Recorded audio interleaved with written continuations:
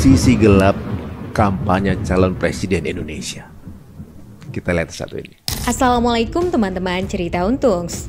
Saat ini Indonesia memasuki masa krusial dalam perjalanan demokrasi. Dengan adanya pemilihan calon presiden, apakah visi dan misi ketiga paslon ini memiliki keberpihakan dengan kepentingan rakyat? Kali ini cerita Untungs mengundang Komjen Pol Dharma Pangreken, seorang mantan Wakil Kepala Badan Siber dan Sandi Negara yang menjabat dari tahun 2018 hingga 2021. Kira-kira apa yang menjadi masalah urgensi rakyat Indonesia dengan isu-isu penguasa elit global di tengah pemilu 2024 ini? Mari saksikan kisah lengkapnya hanya di Cerita Untungs.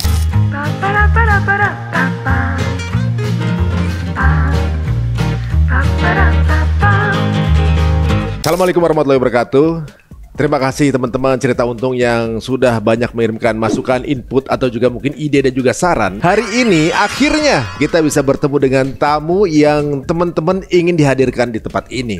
Dan memang secara pribadi saya juga menonton konten-konten beliau di channel-channel yang berbeda. Menarik ya sudut pandangnya. Siapa tamu yang kita maksud? Beliau adalah Bang Dharma Pangreken. Iya. Makasih. Selamat siang. Ya, ini siang apa sore ya? Ini malam ya, malam. Malam. Bang Dharma ini adalah mantan wakil BSSN dari 2019 sampai 2021. Dan tentunya juga setelah kita ngobrol-ngobrol, beliau memang karena memiliki integritas yang tinggi yang sampai akhirnya nggak ada masalah ketika nggak menjabat. Nggak masalah. Banyak hal yang menjadi pegangan diri sendiri ya. Nah, langsung aja nih Bang, kita mau ngomongin sesuatu yang sekarang sedang rame nih, yaitu kampanye capres. Wah, kalau pandangan Bang Dharma gimana sih? Dalam hal apa dulu? Ya, kan sekarang gini, masyarakat ini ditawarkan oleh tiga pilihan. Ditawarkan oleh siapa? Ditawarkan calon presiden, calon capres dan wapres. Oleh siapa yang menawarkan? Kok cuma 3? Boleh ya, saya. Ya, boleh. Ini kan komunikasi kan harus. Oh, interesting. Kenapa cuma 3 ya? Kenapa nggak 5 pasang gitu ya? Kenapa nggak 6 pasang? Iya ya. Kenapa cuma 3? Itu pertanyaannya. Mungkin apa ya? Mungkin itu untuk mempermudah kali dari beberapa partai dengan kesan. Menurut siapa? Itu karena mungkin. Kalau menurut Bang Dharma, kenapa cuma 3? Justru tadi saya ajak berpikir dulu. Kenapa cuma 3? Berarti ada yang mempolakan 3 ini. Ada sesuatu apa memang udah regulasi pemerintah atau memang sudah ada? Ya karena memang mereka ya. Sekali lagi saya bilang mereka karena mereka ini sebenarnya shadow. Ada shadow. Shadow gitu. Dia ada tapi tiada. Ya. Yang dimaksud si calonnya atau pengatur sistem dan termanifestasi dalam regulasi. Regulasi yang dibentuk berdasarkan undang-undang pemilu bahwa harus lewat partai politik dan dengan persyaratan setiap gabungan partai atau partai itu harus 20% presiden threshold. Itu siapa juga yang? Ya tanya itu sebenarnya. Kalau ditarik ke belakang kan pasti ada maksud dan tujuannya, ada latar belakangnya. Oleh siapa bisa jejak digitalnya bisa ketahuan lah. Itu ya. Nah, itu tadi akhirnya tersajilah hanya 3. Berbeda dengan dari pilkada ya. Ada jalur independen. Lucu. Sama-sama pemilihan langsung, tetapi regulasinya berbeda. Pertanyaannya ada apa? Jadi PR. Berarti ada kepentingan. Kepentingan siapa? Bukan kepentingan negara itu. Ya? Bukan kepentingan negara. Negara mana? Indonesia lah. Indonesia. Negara Indonesia yang dikuasai oleh asing. Sebenarnya Indonesia ini dikuasai asing. Ya. Tandanya apa? Lewat regulasi. Buktinya bahwa kita secara regulasi itu dikuasai oleh asing, itu buktinya apa? Kalau seseorang berhutang kepada seseorang, apakah kita tidak dikuasai? Tanpa sadar kita sudah dikuasai secara moral, secara psikologi. Kita berhutang sehingga kita dikuasai. Karena manifestasi sistemnya harus mengikuti yang memberikan hutang. Nah, ini mirip dengan beberapa episode kita yang lalu bahwa penetapan hutang kepada satu negara adalah sebuah pola atau cara untuk menguasai kebijakan dari negara tersebut. Betul. Makanya jadi pertanyaan kan, kemarin saya juga bingung. Cina berhutang, Amerika juga berhutang, yang utangin siapa? Kan kita bingung. Ini kaya banget nih orang nih. Yeah. Semua negara dia utangin kan gitu kan. Berarti duitnya nggak berseri nih. Berarti bukan negara, swasta. Siapa swastanya? World Bank itu kan swasta. Jadi World Bank itu bahkan lebih kaya dari semua negara digabungkan. Iya, karena mereka yang mengatur regulasi bank of the world. Makanya dia bilang World Bank. Milik siapa? Ya milik mereka. Merekanya siapa nih? Mereka ini non-state actor, adalah kelompok kecil, ya, elit global, yang ya mereka ini siapa? Kalau di bidang perbankan ya Rothschild. Di perbankan. Ya. Tapi kayaknya ini lebih luas dari cuma perbankan, karena kan ya, sepertinya ada politik juga di karena bagaimanapun sentralnya kehidupan yang dimainkan sistem di dunia adalah kapitalis. Sehingga setiap kapital pasti karena ada uang.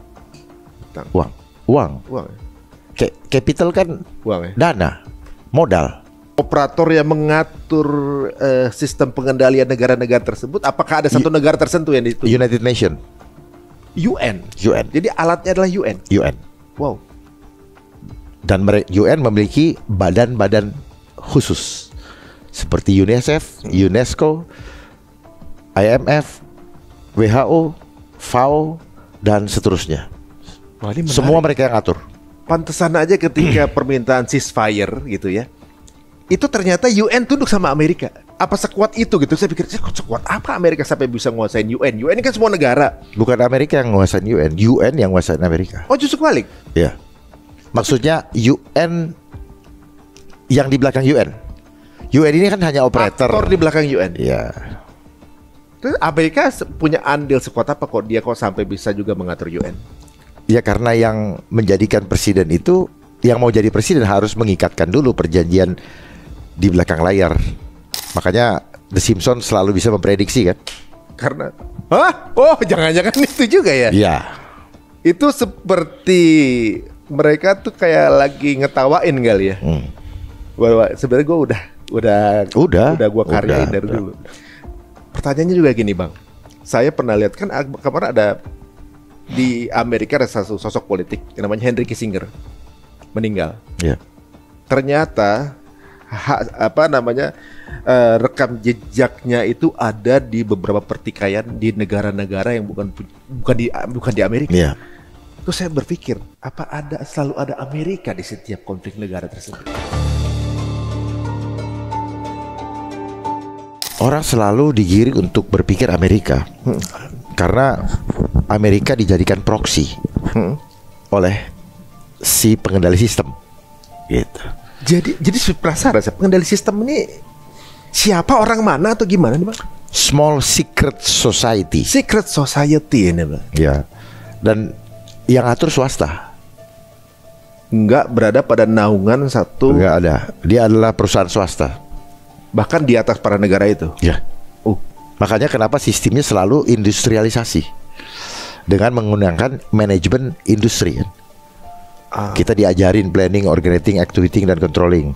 Harus produktif, efektif, efisien. Semuanya kan bicara angka. Marketing, itu ilmu mereka semua. Jadi ilmu marketing, SWOT analysis, semua ilmu mereka. Logic tree analysis. Iya, semua itu dari mereka. Itu pola yang mereka tanamkan dan untuk kita praktekkan. Untuk kita jadi labor society. Ini menarik juga nih, gitu. Bang. Berarti kan kalau misalnya dari tadi yang Pilpres belum kelar tuh. Iya, ini saya mau lanjut lagi Pilpres nih. Bahwa setiap negara-negara tadi itu berhutang, dan pada saat mereka berhutang maka terkontrol secara kebijakan. Saya beberapa episode podcast yang lalu juga ada satu perjanjian di mana pada saat Indonesia akan diakui kemerdekaannya, jika Indonesia mengakui hutang, ngambil hutangnya Hindia Belanda kalau nggak salah berapa gulden gitu, untuk kemudian jadi utangnya Indonesia, dan akhirnya dia boleh memproklamirkan diri. Jadi sebuah perjanjian. Jadi kayak apa, perjanjian with the devil gitu. Mau nggak mau kita jadi budaknya gitu kan berarti. Ketika kita sudah berhutang, kita kemudian punya kewajiban untuk melaksanakan kebijakan yang sudah dipolakan gitu. Tapi apakah Indonesia sampai senurut itu gitu? Sampai pola yang jalan ini bukan Indonesia sendiri secara mandiri yang mengatur, tapi ada yang mempolakan. Emang begitu? Sekarang kita tanya, Indonesia merdeka tahun berapa? 45. PBB berdiri tahun berapa? Saya lupa tuh. Tahun berapa? Lupa. Coba cariin Google. Nah, cari Google biar tahu. PBB berdiri sebelum PBB itu ada namanya Persatuan Liga Bangsa-Bangsa. Tahun 1920. Terus kemudian terjadi Perang Dunia Kedua. Tahun 42 ya. Terus selesainya 42. Selesai 42. Iya. Baru kemudian Indonesia 45. Ya. Tahun berapa? 45. PBB juga 45. Oh, berarti duluan Indonesia merdekanya? Ya. Ya, itu kan soal Indonesia kan hanya proklamirnya kan. Gitu. Memproklamirkan diri. Tetapi secara de jure. Secara de factonya kan belum total. Ya, jadi kayak lagi perpindahan kan. Seperti saya bilang tadi, United Nations selalu jadi pengkondisi transitional administration ya. Proses pengkondisian sebelum sampai akhirnya melepaskan diri gitu. Tapi mungkin sebaiknya saat ini nggak usah dulu kita bahas ke sana. Sekarang hubungannya sekarang dengan Indonesia nih. Yang mana? Kemudian ya sekarang kan misalnya kayak nonton debat capres kemarin, itu kan banyak ide yang dikeluarkan. Ide yang mana? Ide-ide mengenai kesehatan, pengentasan kemiskinan, segala macam gitu ya. Ini berbeda-beda dari setiap capres gitu ya. Bang lihat itunya? Iya, saya ikut. Lihat debatnya kan? Iya. Dari pola semua itu emang ada yang polanya sama dengan pola-pola yang kesehatan semua ada di sini. Ada semua di sini. Ini apa nih? Ini adalah Undang-Undang Kesehatan Omnibus Law nomor 17 tahun 2023. Ada semua yang disampaikan oleh ketiga capres. Gitu. Oh, jadi semua yang disampaikan sebenarnya adalah sudah penjabaran dari yang sudah ada. Sebenarnya bukan penjabaran juga ya. Bukan ide. Bukan ide mereka. Bukan ide mereka. Mereka nggak punya ide. Itu ide siapa berarti? Ide dari United Nations. Itu adalah penjabaran dari program Sustainable Development Goals. Ada 17 program. Ketika mereka bicara kesehatan, mereka akan bermain di konsep yang sudah disodorkan oleh United Nations. Ketika mereka berbicara tentang iklim, mereka akan berbicara tentang. Jadi apa yang dibicarakan itu go green, itu semua program di sana. Kenapa harus pakai bahasa Inggris? Kan ketahuan banget. Harusnya kalau mau nyontek jangan sama. Betul nggak? Oh iya. Iya ya. Berarti. Oh, pengalihan go green. Kita meninggalkan minyak fosil. Kenapa orang memahami fosil? Karena pendidikan. Rockefeller meminta kepada ahli geologi untuk membuat naskah akademik untuk membenarkan bahwa minyak itu berasal dari fosil. Padahal minyak bukan dari fosil. Kemana digiringnya? Dulu kita pakai minyak tanah, terus pakai gas. Udah itu sekarang digiring kali listrik. Ada tujuannya nggak? Ada. Apa tujuannya? Ya tujuannya supaya kalau sudah tersentralisasi, mereka bisa kontrol bos, mati semua. Kalau udah selesai nih semua nih. Iya. Kalau lewat digital tuh tinggal one button. Lalu lagi bawa mobil, tiba-tiba setir bisa lari ke kiri sendiri atau ke jurang atau ditabrakin karena dikontrol dari jauh. Karena pasti itu ada computerized dan computerized itu butuh internet. Paham ya? Iya. Tapi kan butuh listrik juga. Ya, butuh listrik untuk ngecas. Kalau listriknya udah di shutdown, selesai semua. Selesai. Ngambil ATM nggak bisa. Mau transaksi nggak bisa. Punya AC di rumah keluar semua. Iya. Jadi duit kita mau berapa triliun di bank itu zero. Itu zero. Ya suka-sukanya mereka. Ini kan jago ngejebaknya. Masuk ke dalam sistemnya dimatiin, tangis loh. Jadi semua yang kemarin menjadi calon kita semua bermain dalam sistem? Bukan. Mereka hanya operator untuk menjalankan program yang sudah di-endorse. Tinggal pilih yang mana? Ya. Tinggal pilih mana yang paling seksi. Yang ini nih, yang cocok harganya.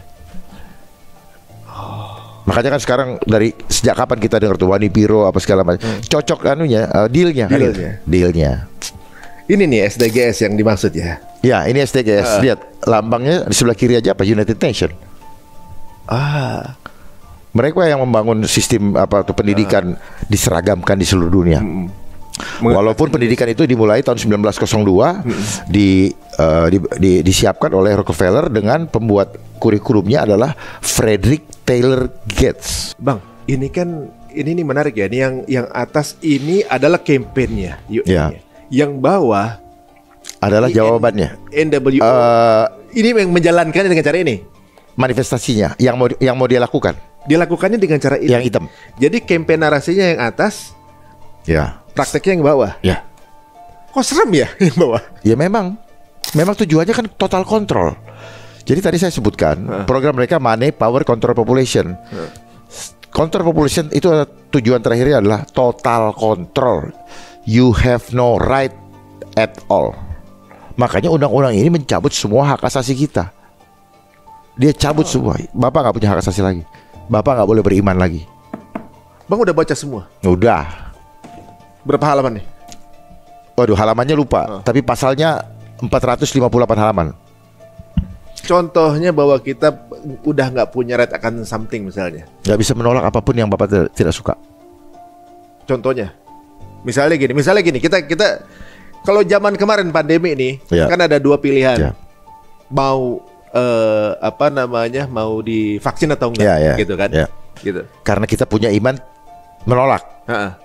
Kalau sekarang udah nggak boleh. Nggak boleh.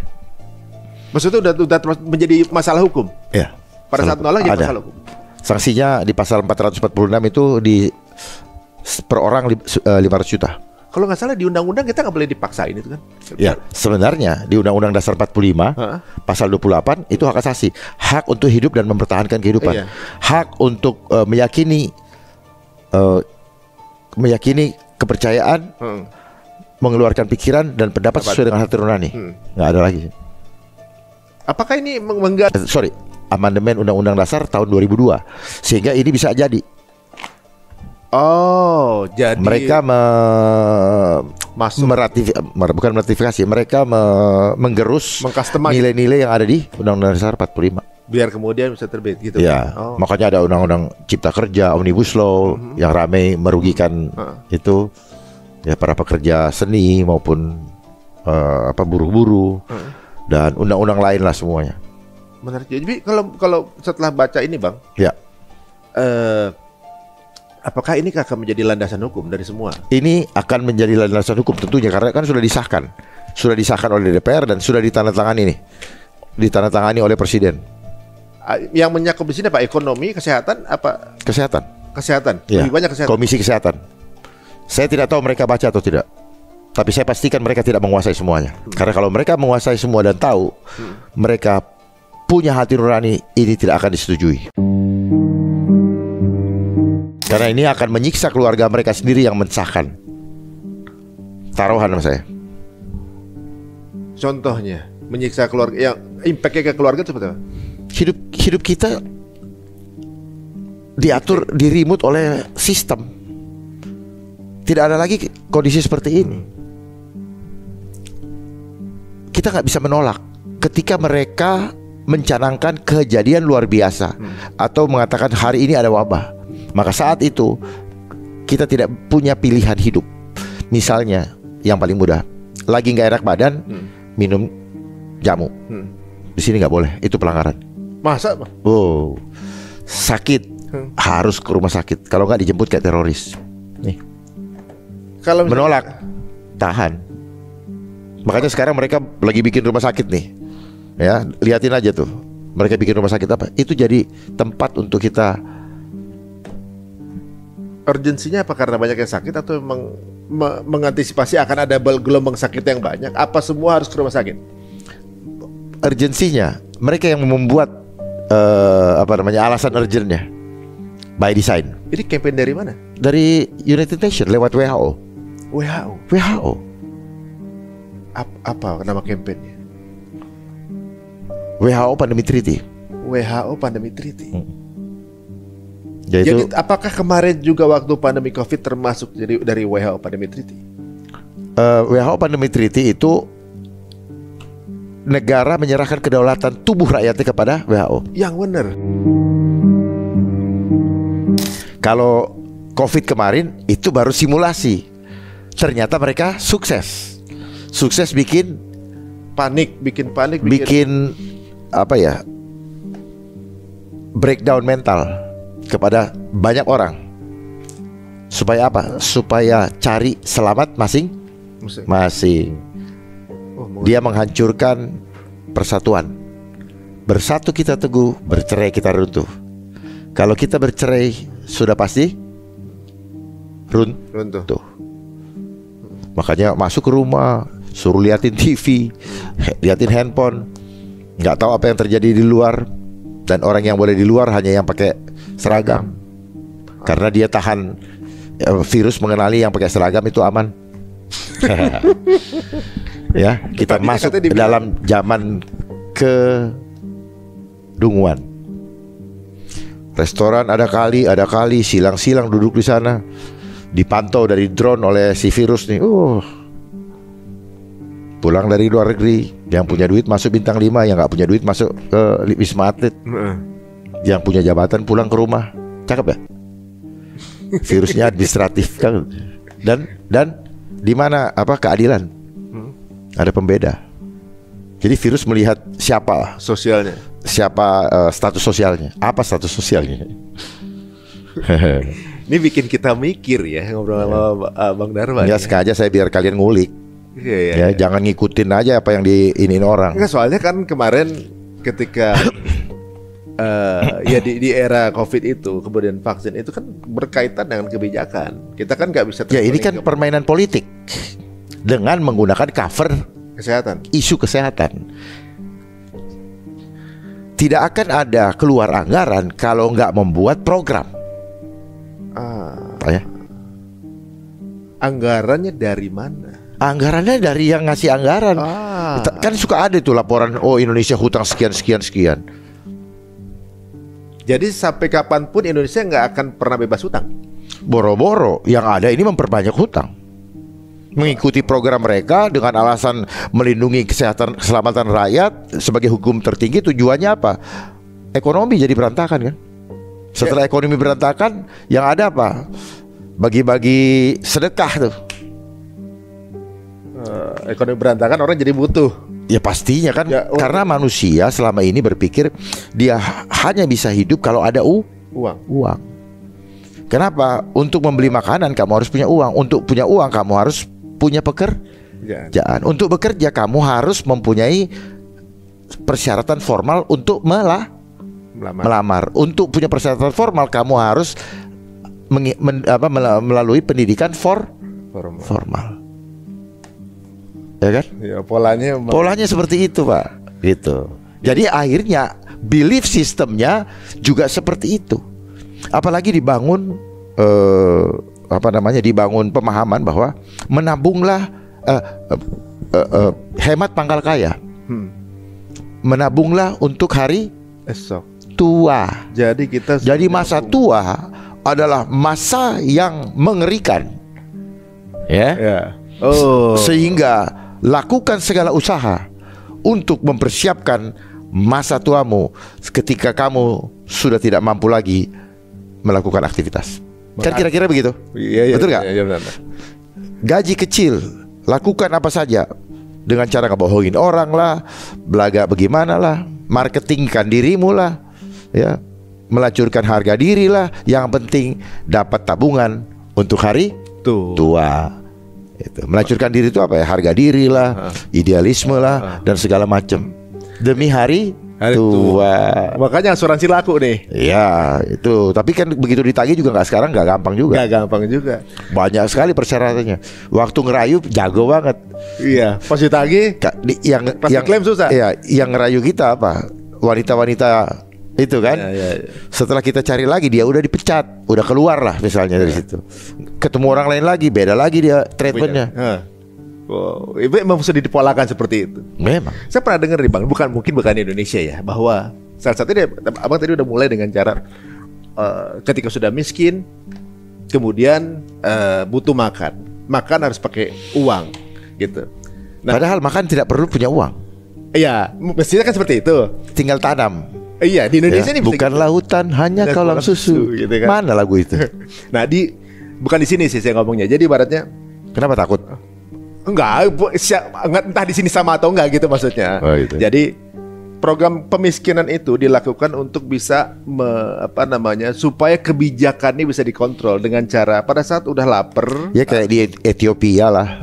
Butuh uang kemudian supaya dia bisa punya uang, dimiskinkan. Jadi ketika ada satu campaign tertentu, dia memilih bukan karena hati nurani, tapi karena butuh uangnya. Ya, otomatis orang tergiring ke sana karena sudah dibangun kondisi yang sulit sehingga dia butuh. Jadi udah loh, siapa aja pokoknya yang ngasih duit. Jadi pragmatis gitu kan. Makanya kan demo juga kan jadi industri.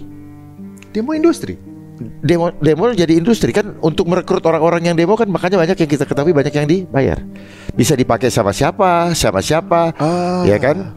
Terus jadi gini, setiap masalah terjadi atau diciptakan untuk menjadi industri. Dibikin demand-nya dulu. Ya butuh massa kan. Hubungin orang yang punya kekuatan massa. Deal dulu, Wani Viro. Cocok harga main. Kayak capres sekarang ini juga dong. Ya bisa dicek. Banyak-banyakan follower. Tinggal dicek aja secara hati nurani. Hati nurani kita masing-masing bisa menjawab. Ya, lidah tak bertulang. Mulut berboleh kata apa saja.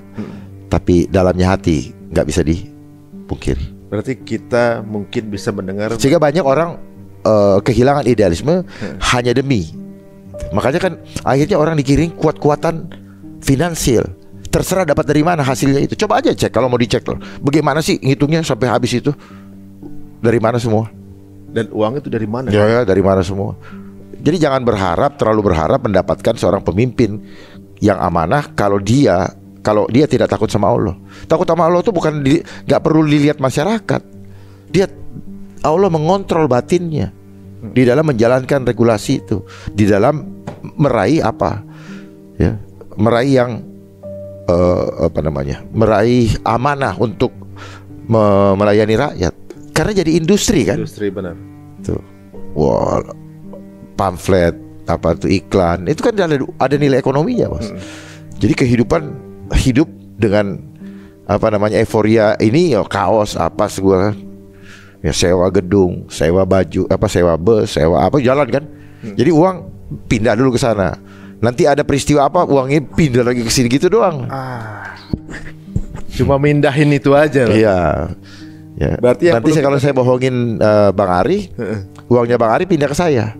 Saya dibohongin. Jadi lucu ya selama isu Covid ya. Bang Ari mungkin pernah melakukan bohong nggak? Pernah berbohong nggak? Pernah membuat berbohong dengan direncanakan nggak? Pernah lah pasti. Nah sama, ketika dibohongin kena prank loh. Itu prank itu istilah mereka juga, Mas. Dan saya pun dalam sisi politik dibohongin pernah banget. Gitu. Iya, jadi ibaratnya. Iya jadi kita sebenarnya selama perjalanan hidup kita dilatih untuk saling jago-jagoan ngebohongin. Jago-jagoan nutupin modus operandi kehidupan kita. Sandiwara kehidupan kita, drama kehidupan kita. Karena kita berjalan dalam kehidupan formal, akhirnya kita bertampil dengan tampilan formal. Makanya pakaiannya apa? Pakaian formal. Akhirnya imannya iman formalitas. Apa yang ada di fasad aja nih, yang kelihatan aja. Makanya yang ada sekarang ibadah hanya ritual, tidak spiritual atau postingan ya. Kalau begini, kalau kita mendengar dari orang yang tidak bisa terbeli, sah nggak?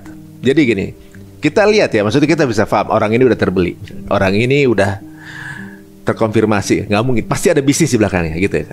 Tapi ada juga orang-orang yang nggak mau karena ngerasa nggak bisa hati nurani gue dibeli, gitu kan. Dan kemudian kita ngelihat kira-kira dia condongnya kemana, gitu. Itu boleh nggak begitu? Boleh apanya? Boleh, ya boleh kan. Tentunya dalam pilihan itu kita menentukan salah satu. Walaupun tadi Bang Dharma bilang semuanya mereka itu ada dalam satu pola sistem gitu. Tapi walaupun begitu kan kita mesti memilih salah satu nih. gitu. Memang life is choice. Tapi ambillah keputusan berdasarkan imanmu. Hidup adalah rangkaian dari keputusan. Keputusan berdasarkan iman. Jadi pilihanmu itulah gambaran imanmu. Jadi jangan jadi terserah. Misalnya ada juga keputusanmu adalah gambaran daripada imanmu. Clear kan? Clear. Tanpa menyalahkan siapa-siapa. Life is choice. Saya tidak menyalahkan siapa-siapa karena kita semua adalah korban daripada sistem yang membentuk kita sehingga kita terbentuk. Gitu. Ini saya mau nanya, coba takut salah. Nggak apa-apa, tanya aja terus. Bang, misalnya berarti semua yang menjadi calon, ini saya pernah dengar kalau di Amerika presiden itu calonnya itu harus yang sudah terkonfirmasi atas norm yang mereka punya. Nggak punya kesamaan norm, and then lu nggak akan pernah bisa masuk ke dalam pencalonan itu gitu. Entah di kabinetnya atau di presiden. Berarti kalau di Indonesia juga mengambil jenis itu, ada norm yang sudah diatur, mungkin saja di sinilah gitu misalnya. Jalan yang ada di sini harus menjalankan program yang sudah ada. Ya karena mereka kan dikendalikan dari sana. Mau tidak mau, tapi istilah orang apa? Ya gue pilih kan orang yang gue percaya. Jadi yang mereka pilih itu ada satu, orang yang nurut, dalam tanda kutip mau diperbudak, nuraninya, atau menjual, melacurkan nuraninya, dan mau berani untuk nyetor. Nyetor gimana? Nyetor biasa gini? Iya nyetor dong. Kayak ada jatah reman gitu maksudnya? Iya apalah namanya. Kalau nggak akan kepake, bos. Ini dalam skup kecil saja. Mungkin banyak yang menentang, ya, karena yang menentang pasti orang yang berada di dalam permainan. Dalam circle itu. Ya, itu aja lah. Ya, itu. Ada yang bilang, oh mungkin ini apa merasa. Bukan itu maksud saya. Saya ingin meletakkan kembali kepada apa sih yang seharusnya kita jalani, bukan apa yang perlu demi demi keinginan hawa nafsu kita. Jangan. Nah, kalau dari program yang ditawarkan para calon tadi, semuanya udah familiar semuanya familiar. Ada di ke-17 program itu. Semuanya. Ada apa kalau nggak salah? Satu, no poverty, mengentaskan kemiskinan, kemiskinan. Zero hunger. Oh, kelaparan. Zero ya. Nggak ada lagi yang lapar. Nggak ada yang lapar, tapi makanan dari gue. Food GMO food, genetic modified organism. Jadi nggak ada yang lapar, tapi makannya pakai makanan sudah dikondisikan. Ya, sintetis. Bahkan sekarang sudah ada daging sintetis diproduksi di Inggris. Kalau jenis kayak begitu memang sudah macam-macam. Ada nasi palsu aja, ada. Ya, dan sebagainya. Jadi program nggak ada yang keluar dari sini. Nggak ada. Makanya kan kenapa ini yang lihat di mana-mana. Setiap kali ada event Asian Games, SEA Games, itu goals bundarannya itu. Kenapa itu warnanya pelangi-pelangi, alangkah indah. Ngajak mikir kayaknya Bang. Karena dia tujuan mereka adalah menghina perjanjian Tuhan dengan manusia. Pelangi itu tanda perjanjian Tuhan dan manusia ketika selesai air bah di zamannya Nuh. Muncullah pelangi. Dan pelangi bentuknya seperti busur begini. Nah, inilah lambang daripada seperti itulah kondisi bumi. Di atasnya ada kubah seperti kaca. Tapi nantilah itu. Kayaknya kita akan ada next pembicaraan nih mengenai hal ini. Nah, 4, equality education. Apa yang terjadi? Cancel culture. Makanya merdeka belajar. Jadi merdeka belajar. Cancel culture. Kenapa menteri-menterinya juga harus menjalankan konsep dari sana? Sekolah dari jam 7 sampai 4 sore ngapain? Ya, isinya kosong. Pulang udah capek, stres, nggak bersosialisasi supaya mindset. Jadi ini berhubungan semua dengan perubahan generasi. Yang dicekokin yang sesuai dengan yang dia inginkan, kira-kira gitu. Di sekolah begini, ini gen ini ya, programnya gen ini dari mereka, infrastrukturnya, keadaan apa namanya, entertainment atau budaya atau mode apa kita bawa ini terus gitu ngikutin bos. Berarti semuanya nih misalnya ya seperti penggambaran dari Bang Dharma tadi ini kita tuh seperti di dalam satu shield, satu kayak semacam mungkin toples lah misalnya, dan kita di dalamnya. Dari satu toples ini kita kayak kodok. Udah ikut main aja di dalam kayak kodok sistem itu. Kecuali kodok di dalam apa tuh? Di dalam air rebusan itu. Oh gitu. Makanya kalau saya lihat ada satu film dulu ya, bahwa sebenarnya potensi manusia yang ada sekarang ini cuma berapa persen doang. Aslinya kita bisa punya potensi jauh. Kita punya potensi 100%. Yang dieksplor cuma 5%. Tetapi yang diserap hanya 2-3%. Jadi kita ini jadi orang cengeng karena kita nggak tahu potensi diri kita. Ditutupi apa? Ditutupi pemahamannya oleh sains. Ini pengkerdilannya mungkin dengan sistem ini. Dengan sains. Dan sains itu kurikulumnya berupa buku-buku yang udah disiapkan dan diberikan pengajar yang tidak tahu isi buku yang dia ajarin juga benar apa enggak. Yang penting bulan depan dapat gaji, angka. Ini masuk lagi ke arah situ deh. Iya kan. Jadi sebenarnya gini teman-teman, kalau punya sesuatu inovasi, benar juga berarti ungkapannya think out of the box berarti ya. Out of the box. Berarti di luar dari toples itu. Ya. Begitu disampaikan kepada orang, dibilang lu halu. Padahal mereka yang ngajarin kita breakthrough, langkah terobosan. Begitu kita buat terobosan, yang ini nggak mau, bilangnya lu halu, lu cocokologi dan sebagainya. Padahal kita mau buka rahasia. Dan yang bisa mengetahui rahasia itu orang-orang yang punya kecerdasan spiritual, yang bisa melihat benang merah. Makanya ada istilah benang merah kan? Ya. Sebenarnya kan kayak infrared ya. Sebenarnya nggak bisa dilihat oleh mata kan, kira gitu. Tapi ada. Tahu-tahu tembak, nggak sadar. Nah itulah yang dia bilang apa? Connecting people. Apa yang connect adalah signal dari sel ke sel. Saya punya sel dengan Bang Ari itu connect sebenarnya. Cuman karena nggak tahu bahwa ada kita perangkat itu ada, kita nggak pernah konekkan, benar juga. Gitu. Berarti sebenarnya kita juga sama Tuhan dia punya. Loh, makanya Allahu Akbar itu ada karena dia bersemayam di dalam hidup kita. Bukan cuma dalam konsep Allahu Akbar. Kalau di Kristen, roh yang ada di dalam aku lebih besar daripada yang ada di dunia ini. Jadi kita nggak perlu takut sebenarnya. Tetapi konsep takut itu dibangun sejak sekolah bagi manusia yang berdosa. Itulah kenapa Hawa sama Adam menjadi muncul rasa takutnya ketika dia makan buah kuldi atau buah pengetahuan yang baik dan logo Apple dimakan itu ya. Ya, itu yang membuat awal takut muncul. Makanya orang salah selalu takut. Takutnya di mana? Takutnya karena apa? Rewardnya adalah punishment. Sanksinya ya, ini akhirnya orang kalau sudah berbuat salah nggak mau ngaku karena ada sanksi.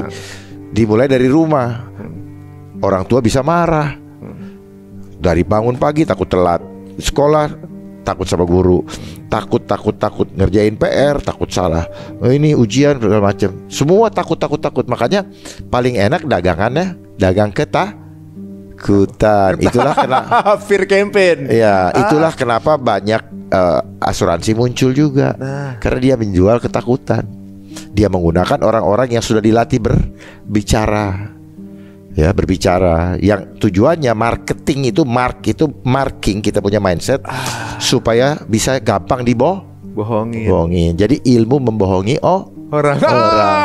Ngeri. Kenapa pasar jadi market? Dari mana? Itu kan ada filosofinya. Marking. Market. Iya. Jadi mempolakan orang ya. Ada yang bilang cocokologi, ya terserah lu dah. Tapi kalau sekarang mungkin udah bisa dimainkan secara algoritma, sekarang udah bisa. Ya itu semua kan mereka punya juga. Cuma berbeda teknologinya aja ya. Dari zaman dulu kayak gitu, sekarang dengan cara AI. Sekarang supaya masif. Makanya mereka membuat konsep TSM, terstruktur, sistematis, masif, supaya kalau lu nggak mau ngikutin itu, lu dianggap orang yang gila, orang yang melawan sistem, orang yang apa namanya, yang tidak ketinggalan zaman, ya nggak keren dan sebagainya. Makanya mereka mainnya spread. Makanya blast itu kan ilmu mereka tuh. Sekali blast semua orang terpengaruh. Sebenarnya itulah yang disebut virus. Itu juga virus. Itu virus. Komunikasi. Virus itu sebenarnya sifatnya spirit. Nggak terlihat, ya. Tapi impactnya ada. Itu kan yang anak-anak muda suka bilang ini, good vibe, bad vibe. Itu virus. Virus itu singkatan daripada vibration of us. Ini bener bang. Yes. Jangan tanya mereka, jangan cari referensinya. Mereka sembunyikan. Kayak you ngomong sama ini kan bisa bikin bahasa kode. Yang tahu sesama yang tahu. Itu namanya kayak kalau kita di pramuka sebutkan kata sandinya kan gitu. Ya mananya itu code ya. Iya, yang tahu mereka seperti viral. Iya. Viral itu apa? Virus for all. Ya, masuk. Tapi begini bang, kalau saya lihat sekarang nih, viral, trending, ya, mereka yang bikin. Ternyata bisa dipola. Mereka tuh memilih siapa yang akan viral, memilih siapa yang jadi trending, asal ada masuk ke dalam program. Atau yang melawan program mereka. Atau yang melawan juga. Iya dong. Supaya kemudian dapat cancel culture. Ya.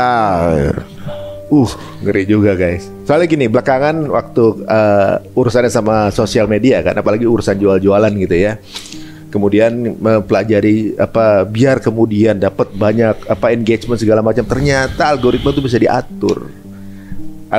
diatur. Nah, secara sistem sosial media di seluruh dunia ternyata ada yang ngatur ternyata. Memang ada. Mana yang kemudian terkenal. Artis terkenal kebanyakan yang terkenal yang begini-begini kan kebanyakan. Ya, algoritma itu kan diatur dengan itu apa tuh yang 01 001. Iya, titik 1001. Ya, single double beat kalau salah. Nah, itu bisa diatur dan bisa memilih, dan huruf bisa misalnya 00 gini, huruf ini nih maksudnya. Dan mereka bisa pilih siapa aja yang bakal viral, siapa aja yang bakal jadi trending. Jadi orang sekarang menuhankan itu kan? Ya. Makanya dibilang Mbah Google.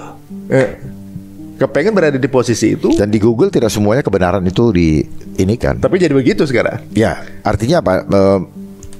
Yang tidak sesuai dengan agenda mereka harus take out. Jadi ibaratnya ketika kebohongan dilakukan secara masif, jadilah kebenaran. Pengetahuan yang kita dapat dulu sebenarnya dia sudah nanamin supaya kita sama-sama mengimani itu.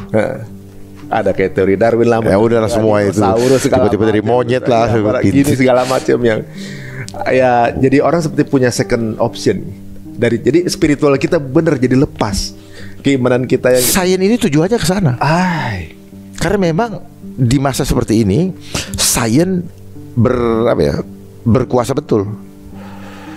Ya, makanya bilang terima vaksin. Ini kan hasil sains. Betul? Jangan percaya yang menciptamu. Jahat sekali gak? Berarti iman lu rontok dong. Jangan percaya yang menghadirkanmu. Pembohong dia tuh. Lu tuh lemah. Itu lu ibarat mobil tuh lu tuh produk gagal. Ini percaya sama kita. Padahal yang ngomong begitu dia juga ciptaan yang maha kuasa, yang gak bisa nolong diri dia kalau bukan dia.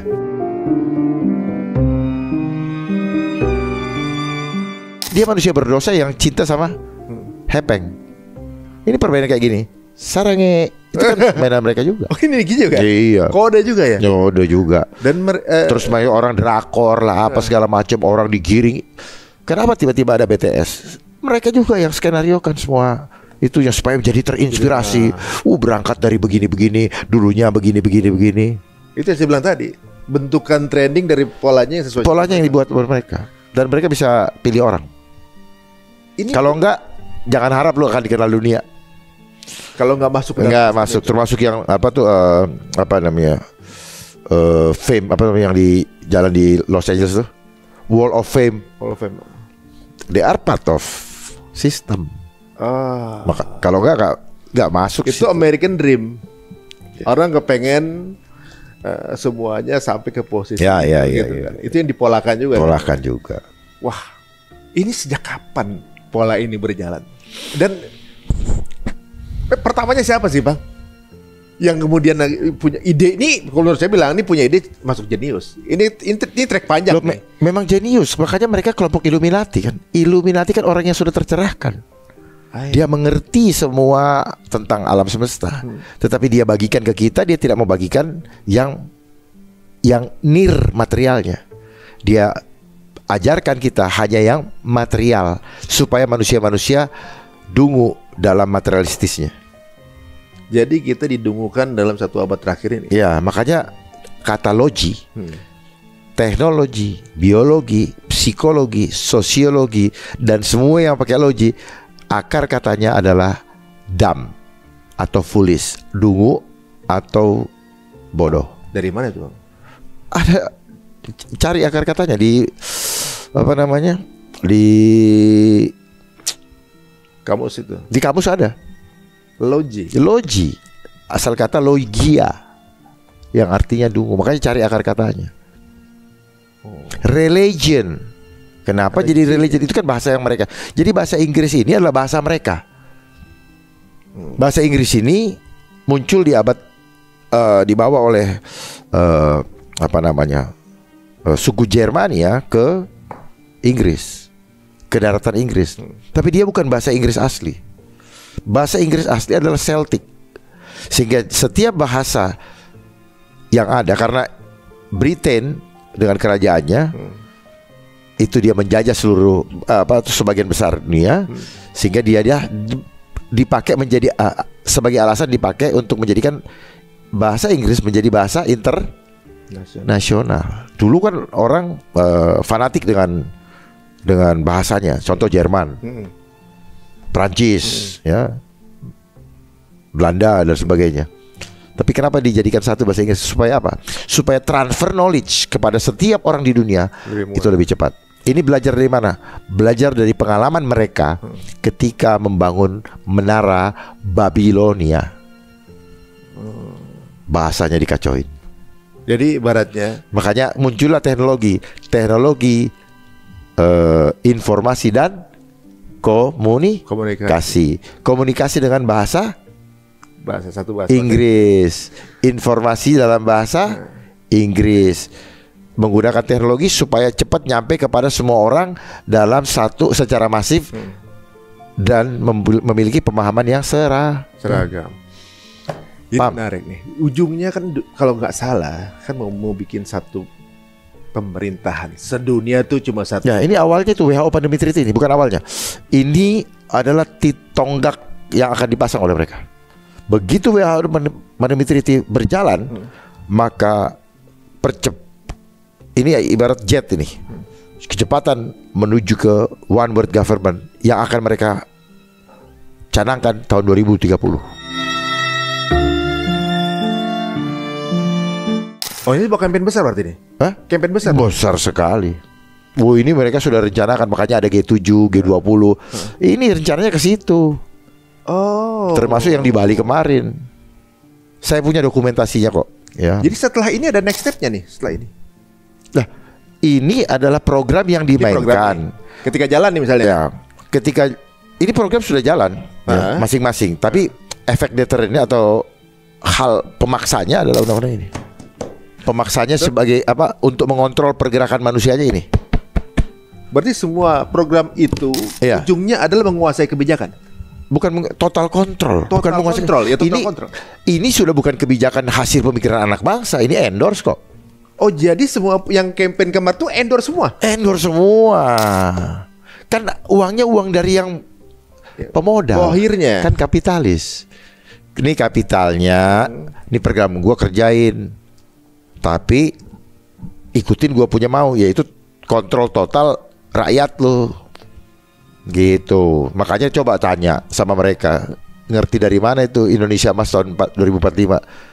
Siapa yang ngasih tuh pemikiran begitu sehingga tiba-tiba seragam di mana-mana ngomong 2045? Siapa yang membuat tulisan bonus demografi? Pernah dengar gak? Pernah dengar, tapi nggak tahu siapa yang awalin. Iya mereka semua. satu kaitan ini bonus demografi itu jumlah penduduk kita banyak, tetapi jadi budak untuk mereka mendapatkan masa keemasan. Bukan kita. Jadi ini ngomong-ngomong segala macam, gimana apa makannya susah mau ya. Saya aja yang kayak begini nggak mudah mau dapatkan makan kok. Apalagi yang sudah dibangun apa yang di bawah. Next tujuannya apa? Ketika semua sudah total kontrol, jadi total one government. Walaupun beda-beda negara tapi one. Jadi gini tujuannya mereka. Ada next slide kan? Ya. Ya. Ada. Ya. Ini semua dia punya. Wow. One world government, one world cashless currency. Jadi nanti semua satu mata uang. Silakan dibaca biar paham, biar semua yang Jadi ini boleh kita tanyakan kan? Boleh. Harus. Biar melek. Jadi satu pemerintahan dunia. Jadi kebijakan apa yang ada menjadi satu pucuknya ini akan jadi di jalan ke seluruh dunia. Dunia udah cashless gitu. Jadi cuma transfer data aja ya. Pada saat orang bisa ngatur itu angka, dia jadi kaya sendiri tuh bisa tuh. Ya, punya sistem kok. Satu bank dia bisa hilang, nangis loh. Nangis. Dan ketika nanti sudah masuk ke dalam one world currency, mereka yang masuk, saya tidak mau, gitu. Kalian akan dibatasin oleh algoritma jarak jangkau belanjanya. Misalnya Mas Ari, dari sini cuma 1 kilometer. Lewat dari situ nggak bisa. Tapi ada duit gue, ya nggak bisa, jarak lu udah diatur sama sistem. Hanya 1 kilometer. Yang satu ya, saya mau beli makanan ini atau barang ini, terus tiba-tiba algoritma tidak mengatur itu boleh dibeli, ya nggak bisa. Jadi kita jadi kayak budak dong. Ini total kontrol itu budak total sampai no left behind. Itu no left behind yang diomongin oleh mereka yang nyapers itu sebenarnya nggak ngerti mereka tuh. No left behind ini adalah Tuhan menginginkan tidak ada satu yang tersisa tertinggal ikut iblis, ikut dajjal. Tetapi yang sedang dimainkan program ini adalah program dari sistem dajjal agar semua tidak ada satupun manusia yang tertinggal kembali kepada Tuhan. Paham? Itu makanya total kontrol. Yang mengontrol kita fitrahnya adalah yang berhak adalah Tuhan. Mereka bermain sebagai Tuhan, playing God untuk mengontrol dunia dan diambil. Makanya Bill Gates sudah mendaftarkan ID 2020 dengan nomor 060606. Gitu. Ngeri ya Bang Darman ya. Ini mirip-mirip, saya juga boleh dengar juga, tapi nggak tahu cocokologi atau nggak teman-teman ya, bahwa bahasa Inggris future, masa depan, itu kalau di dalam Islam futur itu artinya lemah iman. Jadi masa depan pemilik iman itu udah mulai lepas ya, tujuannya. Jadi setiap kalimat yang mereka buat itu sebenarnya ada maknanya. Ada maknanya. Busy juga itu, being under Satan yoke, di bawah cengkeraman iblis. Jadi sibukkan dirimu sesuai dengan keinginan. You have no time for God.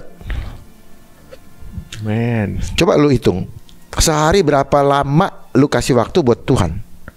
Dengan lu bisnis kan being sibuk lah ya. Gak tau sibuknya nggak jelas apa pokoknya. Pokoknya asal bukan nginget Tuhan ya, busy. Ya, jadi iblis bilang ini, gue kasih semua, tapi satu, jangan pernah punya waktu buat Tuhan. Ya itu dia anggap kita musuh. Gitu. Nah, sustainable ini, sustain itu apa? Sepanjang masa sebenarnya, berkelanjutan dalam kontrol yang tak berhenti sampai jiwa.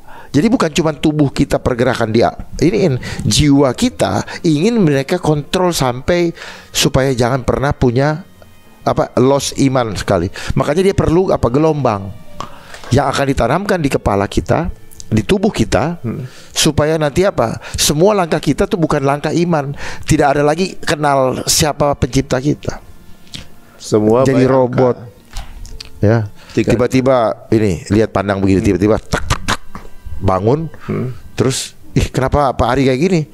Bukan lu lagi, gue udah style dari jauh frekuensinya. Kesurupan gitu ya, udah diatur ya. Iya, dia bikin senatural mungkin. Makanya film-film sudah dibangun kan seperti tiba-tiba dia kok jadi orang lain ya. Jadi kayak orang kesurupan, kayak orang kemasukan.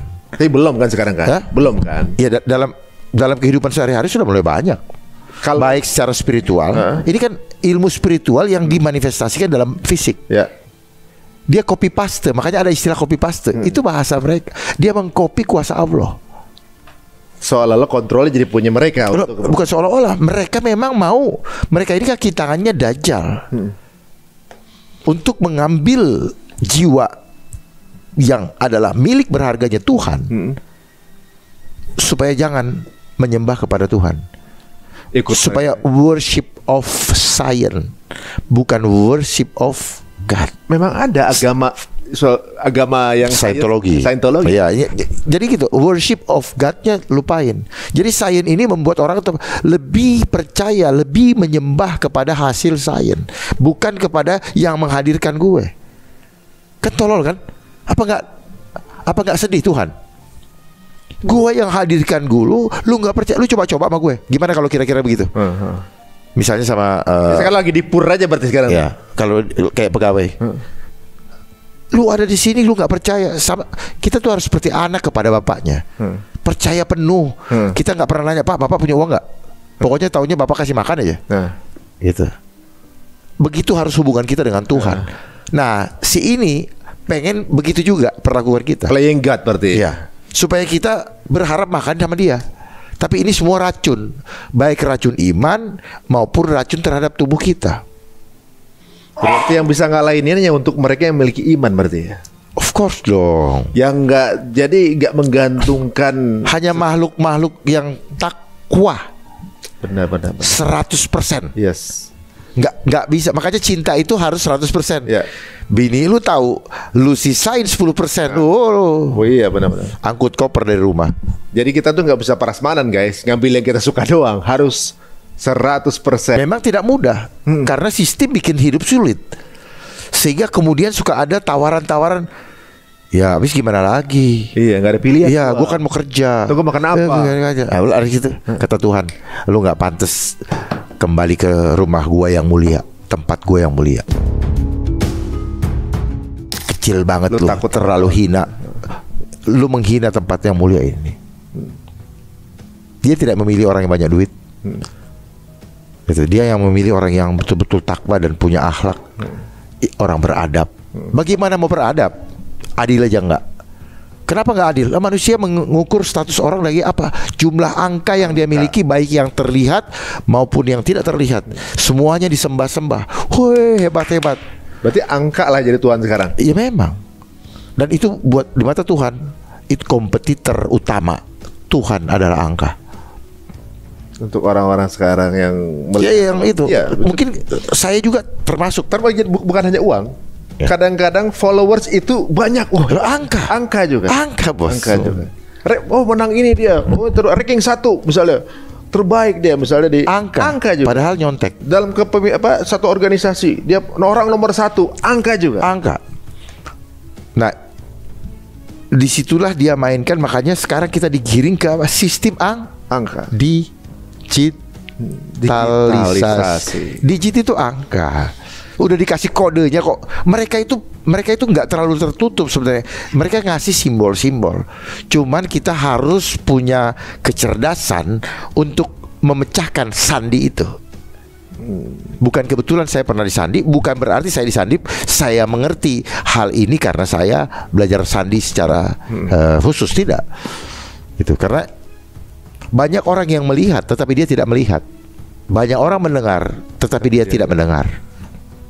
Ini menarik. Sebenarnya banyak ya hal yang sinkron dengan apa yang saya pikir selama ini. Tapi menarik ngobrol sama Bang Dharma. Banyak hal yang mungkin sekarang kita menganggap ini hal yang mungkin begini aja kayak tadi nih. Hal yang bisa dikontrol dengan cara elektronik itu ada Bang. Contohnya gini, udah dicobakan ya. Ada beberapa lagu.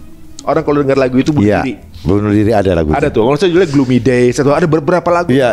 Ada satu band yang kalau konser itu ada setelahnya pasti ada yang bunuh diri. Karena apa? Ini adalah permainan frekuensi. Permainan energi. Jadi untuk mengetahui the secret of universe, you have to know energy, frequency, and vibration. Ini semua bicara spiritual. Ya, ini bahasa pengetahuan ini. Ya, jadi tubuhmu ada energinya, spirit, ruh, dan dia memancar. Yang dibilang virus, menular, memancar, menjalar. Nah, itu kata-katanya. Cara memancarnya dengan gelombang. Disebut apa? Frekuensi. Itu doang. Jadi ada radio. Kita ini kayak radio. Kita hidup, radio bisa menerima pancaran dari stasiun radio tanpa kabel. Kenapa? Karena ada antena. Nah, begitu juga kita di sini, kita di hipotalamus kita ada antena yang bisa menerima apa yang Tuhan mau. Makanya kadang-kadang di hati, jangan lakukan itu. Kita jebol, kita punya pertahanan. Lakukan aja, nggak ada yang lihat. Gitu. Padahal dia pantau. Makanya setiap second catatan kehidupan kita itu lewat setiap tarikan napas. Kita nggak ngomong aja, langsung tetetetet. Jadi kayak begini, kayak sistem tetetetet, tetetetet, tetetetet, kayak telegraf ya, tetetetet kayak gitu. Kita catat tuh di sana.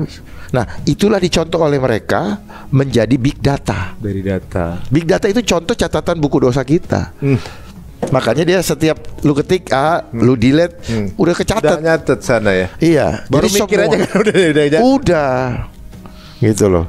Nah, lihat ini wanita, lihat gambar gini. Ih, keren ya. Aduh, gimana ya ininya? Kecatat gitu loh. Tetetetet, kan itu semua dia bicara gelombang.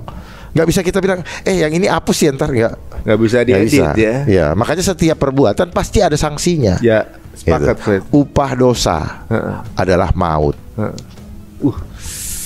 Gitu. Ini menarik ya, yang dia omongin sama Bang Dharma itu, saya lihat di TikTok gitu. Bagaimana waktu itu orang pakai remote ya, mobil tuh 100 meter tuh remote udah nggak nyampe. Akhirnya dia pakai taruhnya di sini, karena otak itu bisa punya pancaran jauh lebih kuat. Cetet, nyala loh. Gitu.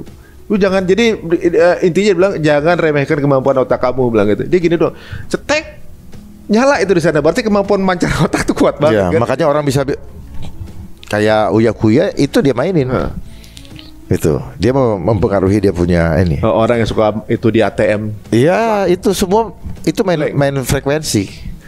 Gendam ya kan, terus kemudian hipnotis. Itu out of the box sebenarnya ya. Iya, orang itu ya hal-hal yang orang yang keluar dari dari textbook. Itu. Ya. Jadi terus kita kagum kan, bisa dia. Sebenarnya kita bisa. Cuman kita tidak punya pemahaman bahwa ada instrumen itu dalam diri kita. Gimana kita mau pakai kalau kita tahu aja ada nggak? Ada payung tuh. Lu kenapa kehujanan? Ya gimana nggak ada payung? Padahal ada payung, kita nggak tahu payungnya di mana. Bahkan kita nggak tahu kalau sudah pun punya payung, nggak tahu cara ngebukanya. Itu sebenarnya. Begini Bang, bisa nggak? Misalnya gini, semua itu kita dibuat masuk ke dalam sistem dengan cara kita melemahkan potensi yang kita punya dengan mereka yang melemahkan bukan kita. Enggak, mereka melemahkan potensi yang kita punya dengan cara seolah memudahkan pekerjaan kita. Kita kan jadi serba mudah nih. Nggak tahu kalau kita punya potensi. Ya, itu semua berjalan secara simultan. Mereka awali dulu dari sejak usia dini. Apalagi sekarang ada namanya PAUD. Ya. Mereka doktrin dari usia dini. Seharusnya sampai umur 7 tahun itu masa hipnosis. Jangan dulu dicekokin hal-hal yang tidak baik kepada anak-anak. Biarkan saja dia punya kognitif itu berkembang dengan normal. Setelah 7 tahun baru silakan diulang-ulangi. Tetapi mereka waktu zaman saya, zaman kita, mereka sudah cegat di umur 5 tahun. Masuk TK. Sekarang sudah mulai dari umur 2,5 tahun atau 3 tahun tuh, saya lupa, yang PAUD. Tujuannya apa? Mereka doktrin dulu di situ. Sekarang dan dia di TK. Umur segitu main game lah. Dia di TK. Waktu zaman saya dulu, semua gurunya wanita. Nah, kenapa gitu? Kenapa begitu? Goals yang ada warnanya tadi, yang warna-warna. Ini. Itu programnya ke sana. Karena gurunya wanita, pasti mainannya mainan perempuan. baik wanita pun cowok. Yang cewek akan melihat, terinspirasi, wah ini sosok yang tough. Pulang ke rumah ketemu mamahnya lagi, wanita juga, bapaknya belum pulang. Karena apa? Karena sistem membuat bapaknya sibuk untuk mencari nafkah. Nggak ketemu mana? Nggak ketemu figur ayah. Jadilah laki-laki, atau jadilah jadi laki-laki yang jadi. Setengah tiang gitu ya. Ya, hebat ya. Itu proses panjang. Mereka udah polanya. Yang ngatur siapa? UNESCO. Makanya beasiswa book juga yang ngasih mereka. Orang pergi ke sana, lulusan Harvard, lulusan apa? Gratis kan? Tapi pulangnya waswisus bahasa Inggris, pulangnya praktekkan di negaramu. Apa yang sudah ya seperti yang orang-orang yang menjadi tim-tim yang dari capres-capres ini kan, lulusan ini, lulusan itu. Ilmunya mah ilmu hafalan kok. Ilmu itu ilmu apa tuh?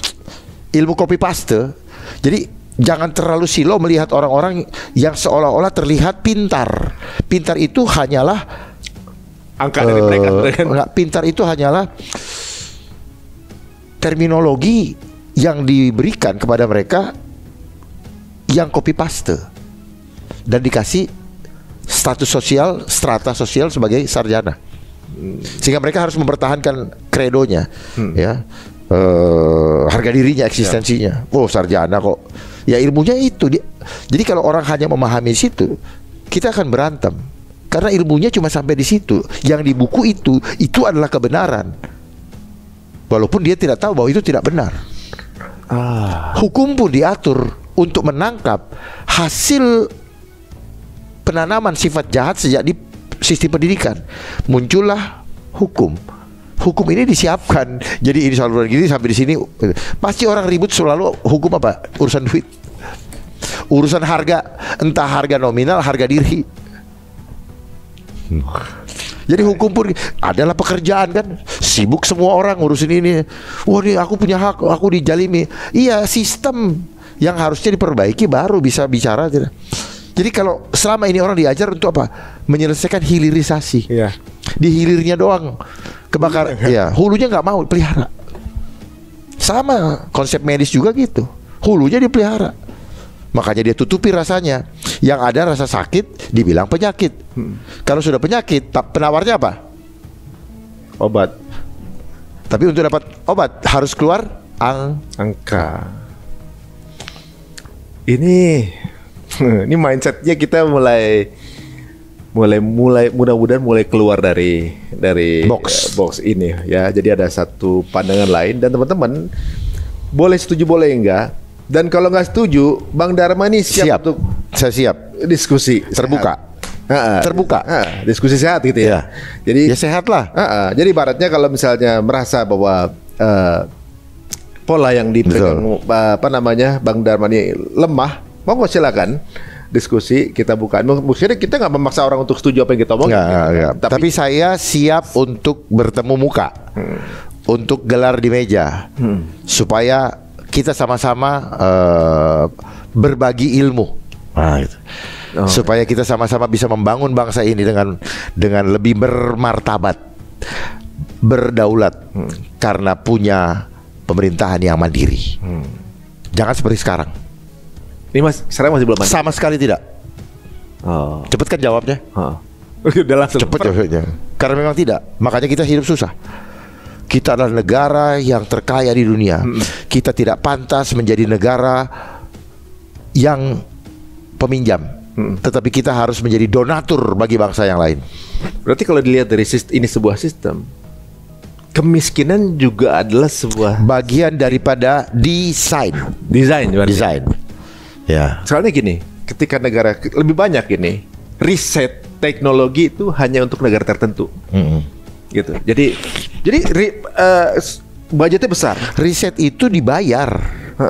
Untuk apa? Untuk hasil dari riset itu jadi mengabsahkan gitu. Menggiring orang untuk mengamini itu. Jadi kebohongan yang dilakukan secara berjamaah. Oh iya. Kayak semacam survei gitu ya. Ada survei yang beneran, ada survei-survei. Nah, ilmunya dinamis atau statis? Itu kan statistik. Benar. Statistik itu ilmu statis, ilmu diam. Kita ini makhluk hidup, harusnya dinamistik. Kita nggak boleh diukur dengan statis, ilmu diam. Tetapi sains mengukur bahwa kehidupan kita adalah kehidupan statis. Contoh, kalau orang lagi gak enak hati, pergi ke laboratorium untuk mengecek darah, hasilnya pasti buruk.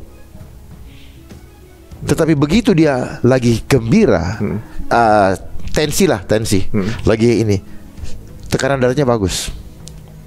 Ini yang saya bilang, kita adalah makhluk yang dinamis, makhluk hidup, ya, yang sangat tergantung dari mindset kita. Begitu mindset kita, tetapi sains tidak mau tahu itu. Sengaja dia bilang, lu makhluk statis. Ada kanker potong, padahal tubuh kita dinamis. Dia bisa, tubuh yang fitrah kembali, bisa menyelesaikan semua masalah yang ada. Dicuci bersih semua yang tidak ada. Itu ngukur juga angka lagi. Angka. Tapi angka yang kita dapat itu justru bikin tambah pikiran. Pergi ke laboratorium, bayar dengan harga mahal, periksa semuanya, yang keluar cuma angka.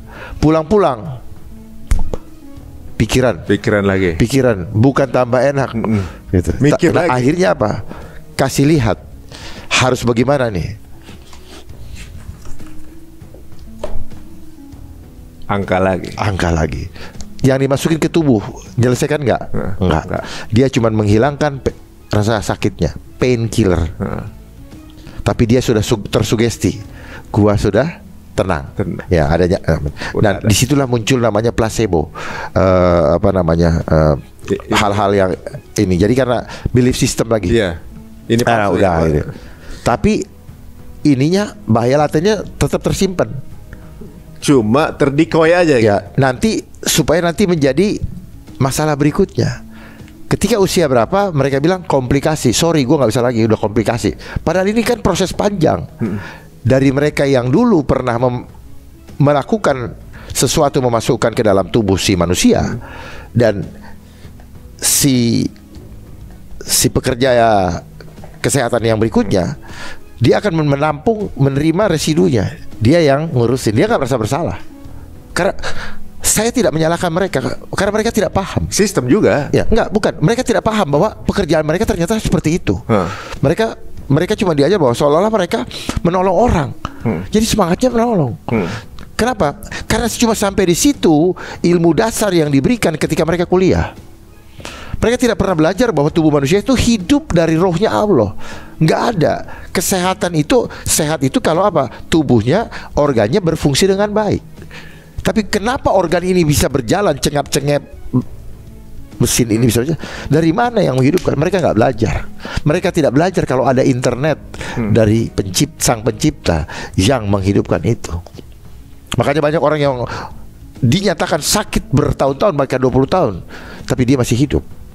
Karena semua hidup mati kita ditentukan oleh yang menghadirkan kita di dunia. Jadi mulai sekarang saya mengencourage kepada semua pemirsa dan Mas Ari untuk hanya menyembah yang menghadirkan kita.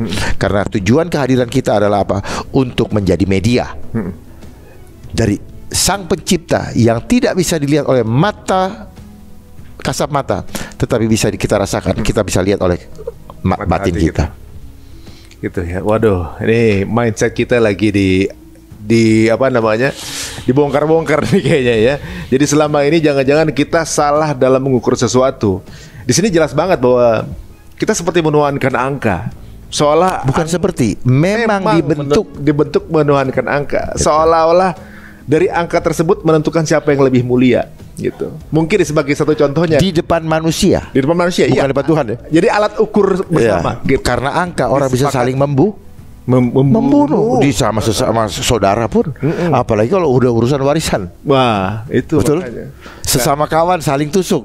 Sehingga muncullah istilah pengkhianatan dari angka. Dan orang yang merasa terhianati pasti sakit hati. Sampai ada istilah sakitnya tuh di hati sini. Sakitnya tuh di sini, masuk juga dia itu. Muncullah hal itu jadi dendam dan seterusnya. Wah. Jadi ini semua permainan semua psikologi. Nah, tujuan tadi kembali sustainable itu adalah tadi yang endingnya akan disatukan oleh sistem digital. Fik. Ngeri juga tadi. Nah ini. Ketika semua nanti akhirnya digital, sekarang semua sudah tinggal satu. Apa yang belum? Itu yang paling di atas tuh. Healthcare. One health. Satu sehat. Yang dicanangkan. Satu sehat bukan sehat. Oh. Satu sehat kan one health. Iya. Dulunya peduli lindungi, ya kan? Yang tidak peduli gua nggak lindungi kan gitu. Biasa aja ya, Mas. Loh, ya. Mereka tuh kan kita bisa baca apa yang dia ini. Mereka ini dikasih sama misalnya gua pengendalinya. Bikin ini. Maksudnya dibalik itu kan itu. Kadang-kadang kan kalau kita bikin suatu nama kan cerita untung pasti ada maksud. Gitu. Pasti ada filosofinya. Gitu. Selalu ada pasti. Selalu. Makanya selalu ada logo, ada simbol yang menggambarkan udang di balik batu daripada itu. Semua ya ibaratnya. Ya, oh ini apa tuh penegak hukum ada kayak timbangan apa segala macam. Itu ada artinya untuk menghipnotis orang bahwa kalau lu sini hukum ditegakkan walaupun timbangnya rusak kan gitu. Ya kan? Walaupun buktinya MK saja timbangannya rusak tuh. Tapi orang mengatakan itu benar. Ya sudahlah, ya.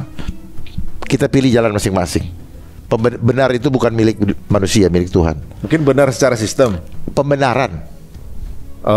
I see. Bukan dia bicara kebenaran, tapi dia bicara pembenaran. Pembenaran artinya tidak benar juga. Ya. Belum tentu makanya benar, gitu. Makanya metode akademis atau narasi akademis adalah konsep pembenaran dari hal yang dirasakan tidak benar. Undang-undang adalah legalisasi daripada sesuatu yang tidak legal. Untuk menjadi payung hukum bagi skenario atau rencana jahat yang akan mereka lakukan di depan hari. Nih, bertaruh saya harus bisa bicara bertaruh. Karena orang-orang kalau kita tidak bicara begitu, mereka bilang ini, saya siap bertaruh. Termasuk dengan pembuat undang-undang ini. Jadi kalau ada yang hafal, jangan tanggung-tanggung kalau bela rakyat, Pak. Ya, jangan takut berhadapan dengan siapapun juga. Saya bertaruh dengan yang buat undang-undang ini, termasuk Kemenkes, Budi Gunadi. Misalnya, mari kita bahas ini. Bang, misalnya ada yang hafal ini, kemudian merasa paham isinya apa segala macam. Saya siap. Ngobrol sama. Saya siap. Fasilitasi oleh Ari. Insya Allah saya fasilitasi. Ya. Jadi ini menarik. Kita kupas tuntas. Justru ini karena berkaitan dengan rakyat. Nyawa. Bukan masalah cuma makan perut apa, kan nyawa. Selama COVID kenapa suruh cuci tangan? Kenapa? Lah, Mas Ari suruh anak buah terus sudah itu. Apa nih? Cuci tangan. Iya, Bos. Itu semiotik juga tuh. Itu kan teori sains. I see. Padahal kita ini nggak perlu cuci tangan, nggak akan mati makan begini. Yang Tuhan inginkan itu bukan bersih fisik tapi bersih jiwa. Di dalam jiwa yang kuat terdapat jiwa yang kuat berada di dalam tubuh yang sehat. Tubuh sehat atau jiwa kuat dulu? Jiwa kuat dulu, Bos. Karena apa? Itu yang dibilang pancaran nur. Kalau Mas punya perasaan lagi nggak sehat, lagi stres, dipanggil KPK, mukanya nggak kayak gini. Iya. Itu namanya pancaran. Tapi makanya wajah adalah cermin hati. Mata jendelanya. Kalau Mas lihat gambar yang gimana, mata Mas juga main mata. Dibilang apa namanya? Eye contact. Waduh. Dari mata turun ke hati. Apa yang turun? Spirit. Perasaannya. Bukan, itu perasaan terminologinya, tapi ada frekuensi yang turun.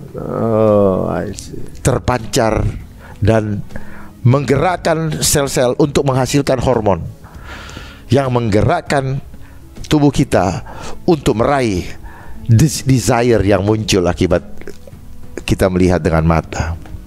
Paham? Kalau misalnya Bang, ada juga sekarang kalau dipanggil KPK udah pakai baju itu tapi senyum-senyum, berarti nggak ngerasa terancam itu? Ya karena atau berteman? Karena sekarang fenomenanya orang tidak merasa malu lagi. Ya, karena banyak kan, beda zaman dulu. Nah, atau bisa juga begini, bahwa mereka punya jaminan, ya cuman gitu-gitu aja gitu, gitu. Cuman gitu aja, nanti udah di sana bisa bagaimana gitu kan. Dan everybody know lah. Jadi, ya percuma kita berbicara, saya tidak terlalu suka berbicara parsial, karena persoalan parsial ini muncul dari persoalan yang terjadi karena pengkondisian sistem. Sistem mengkondisikan keadaan begitu. Ada begini, ada begitu, ya. Jadi guys, sekarang ini kalau dari ngobrol sama Bang Dharma ini bahwa jangan langsung believe what you see ya. Jangan langsung percaya dengan apa yang kita lihat, tapi kita telah dulu gitu ya. Telah dulu. Kalau di Islam mungkin ikro ya, kita analisa dulu, dicerna dengan baik. Dicerna dulu. Bener gak sih ini? Ada kadang sesuatu yang kita lihat buruk, siapa tuh nggak buruk gitu kan? Kayak mungkin yang sekarang kita lihat, yang kalau tadi ngomongin angka ya Bang ya, yang sekarang terpola nih zaman-zaman pilpres kayak gini kan, kok keluar survei gitu, seolah-olah yang menang semua apa yang dilakukan dalam hidup ini semua industri. Kalau industri perlu apa? Perlu ada modal kan? Iya. Modal itu modal berarti ya, sudah bisnis. Iya memang. Karena konsepnya kan apa? Homo faber, manusia jadi budak pekerja. Jadi apa saja tubuh kita aja dimonetize loh. Dari mulai rambut sampai ujung kaki. Dari mulai cat rambut, alis mata, bulu mata, bola mata, softland, kantong mata, softland. Berapa kali ganti? Iya. Ya, anting, hidung, apa? Bibir dijahit apa? Sulam. Oh, sulam. Ini apa? Janggut. Belum kulitnya. Skincare. Apa namanya? Jenggot. Dagu. Dagu. Gigi. Terus turun lagi ke bawah. Terus. Ada semua. Industri. Cinta juga industri. Ah iya. Ini industri nih. Apa yang gak industri? Karena hidup kita sudah diarahkan kejar angka, menabung untuk hari tua. Jangan pernah punya waktu untuk Tuhan. Jadi kalau saya kayak gini, saya akan sampaikan juga, kembali ingat Tuhan. Kembali ingat Tuhan. Ini mau ngambil hak kita. Ya, ini adalah undang-undang kejahatan kemanusiaan yang mengkudeta otoritas Tuhan di dalam hidup kita. Kenapa waktu itu abang nggak ikut bersuara waktu itu menolak ini? Saya bersuara. Suara juga? Bersuara, Bos. Tapi semua orang yang menyenanginya tutup telah di mute berarti. Ya. Di mute berarti. Ya. Gak ada yang peduli. Kenapa? Ya takut kehilangan comfort zone-nya. Takut kehilangan kenyamanannya. Comfort zone istilah mana? Dari siapa? Dari mereka. Main aman aja lah ya comfort. Iya. Ya banyak kan diantara kita comfort zone. Benar. Ya mungkin Mas Ari juga senang dengan comfort zone. Dan gak mau keluar dari comfort zone. Kalau perlu dibayar. Iya. Biar gue tetap di sini. Comfort zone kadang-kadang jadi build walls. Kita nggak mau ekspor. Padahal di situ killing field. Karena kita ngerasa udah nyaman. Kita menjadi orang tidak hidup. Orang statis. Bukan orang dinamis. Kalau mau itu kita harus keluar dari comfort zone. Menjadi sesuatu yang berbeda. Kayaknya nih bakal ada bicara lanjutan nih. Saya tuh tertarik banget sama apa namanya, ibaratnya sudut pandang yang berbeda, dan ini menarik. Karena kalau kita lihat, yuk kalau gitu kita coba, misalnya teman-teman ada yang punya sisi pandang yang berbeda, mau silakan berdialog atau juga mungkin berdiskusi. Karena dari apa yang diutarakan Bang Dharma tadi, saya tadi merujuk kepada sebelum ada pemilu ada banyak survei. Nah, ketika survei tersebut itu juga angka. Dan pada saat angka di survei tersebut dikondisikan yang menang selalu si anu gitu. Seolah-olah masyarakat nanti kalau sering disebutkan, seolah yang menang nanti akan dia. Jadi seolah-olah penggiringan opini. Ya, jadi penggiringan opini, penggiringan drama yang diinginkan. Benar. Jadi ketika nanti misal terjadi sesuatu, ibaratnya sudah sah gitu ibaratnya seperti itu. Jadi teman-teman semua perhatikan sejak kapan permainan survei ini mulai? Itu sejak apa tuh? Ya sejak mulai reformasi. Karena industri. Itu. Sejak kapan mulai muncul namanya PPATK? Dulu zaman belum ada PPATK, ada namanya rahasia bank. Ya, alasan kita simpan uang di bank supaya merasa aman sehingga tidak ada orang tahu berapa jumlah tabunganmu. Tetapi sejak ada PPATK, semua transparan dan aturan mengenai rahasia bank hilang dengan sendirinya tanpa pembatalan. Terus pegawai negeri juga dijebak dengan yang namanya LHKPN. Didahului dengan adanya pasal gratifikasi. Pasal gratifikasi membuat orang tidak boleh mengenal tidak boleh berharap sama Tuhan. Artinya rezekimu adalah sudah ditetapkan oleh negara, yaitu gaji. Gaji bukanlah rezeki. Gaji itu upah kerja.